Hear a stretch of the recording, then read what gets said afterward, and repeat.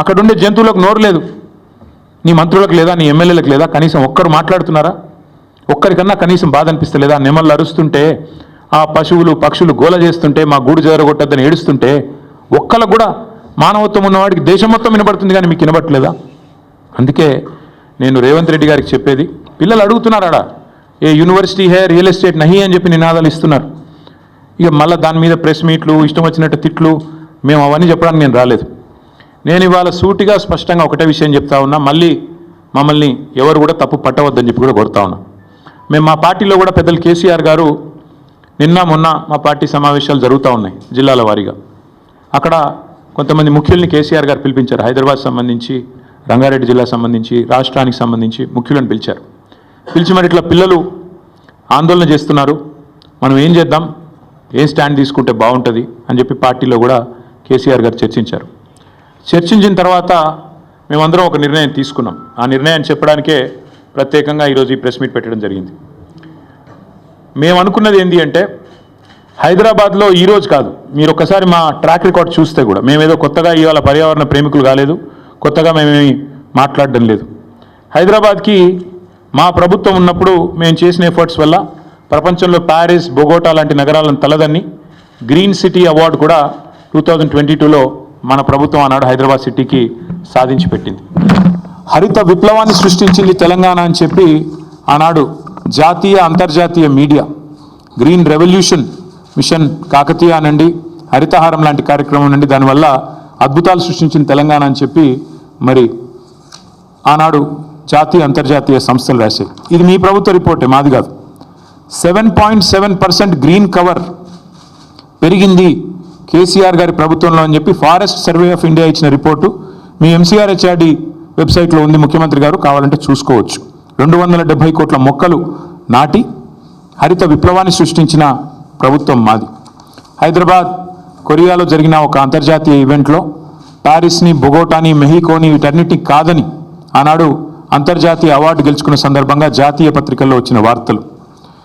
జాతీయ స్థాయిలో forest survey of India Telangana ranks first in the nation in environment conservation forest cover. ఇది మా track record, ఇది మేము సాధించిన విజయాలు.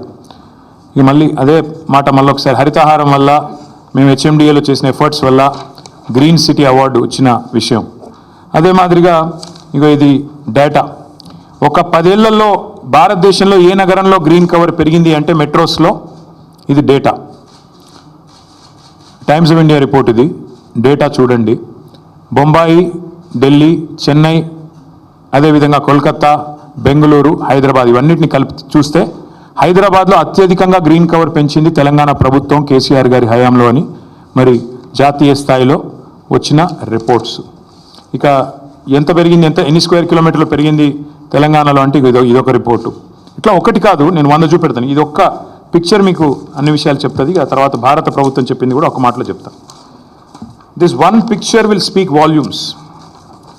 భారతదేశంలోని 28 రాష్ట్రాల్లో ఎక్కడ గ్రీన్ కవర్ పెరిగింది అంటే ఇగో this is Telangana and the growth, decadal growth of green cover in Telangana. ఇది భారత ప్రభుత్వం పార్లమెంట్లో ఇచ్చిన రెస్పాన్స్. 2021 జూలై 23 నాడు భారతదేశంలో ఏ సంవత్సరంలో ఎంత పెరిగింది గ్రీన్ కవర్, ఎంత పెరిగింది అడవి అంటే ఇది భారత ప్రభుత్వం 2021లో ఇచ్చిన రిపోర్ట్. అత్యధికంగా తెలంగాణ రాష్ట్రంలో పెరిగింది అని పార్లమెంట్లో ఇచ్చిన సమాధానం. బయోడైవర్సిటీని తెలంగాణ ప్రభుత్వం ఎట్లా కాపాడుతుంది అని చెప్పి వచ్చిన వార్తలు. అన్నిటికీ మించి మేమేదో ఒక హైదరాబాద్లోనే చేయలేదు.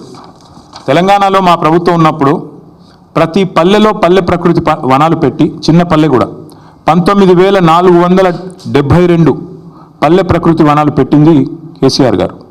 మొత్తం 13,657 ఎకరాల్లో పల్లె ప్రకృతి వనాలు పెట్టింది. పల్లెల్లో కూడా పచ్చదనాన్ని పెంచింది మా ప్రభుత్వం. మండల స్థాయిలో 2011 బృహత్ ప్రకృతి వనాలు పెట్టింది. మొత్తం 6,298 ఎకరాల్లో ఆనాడు కేసీఆర్ గారి ప్రభుత్వం.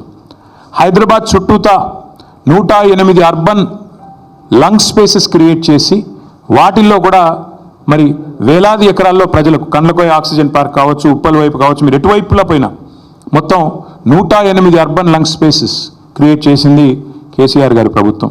అట్లాగే 1,00,000 పైచిలుకు పంచాయతీరాజ్ రహదారుల వెంబడ అవెన్యూ ప్లాంటేషన్ చేయడం జరిగింది.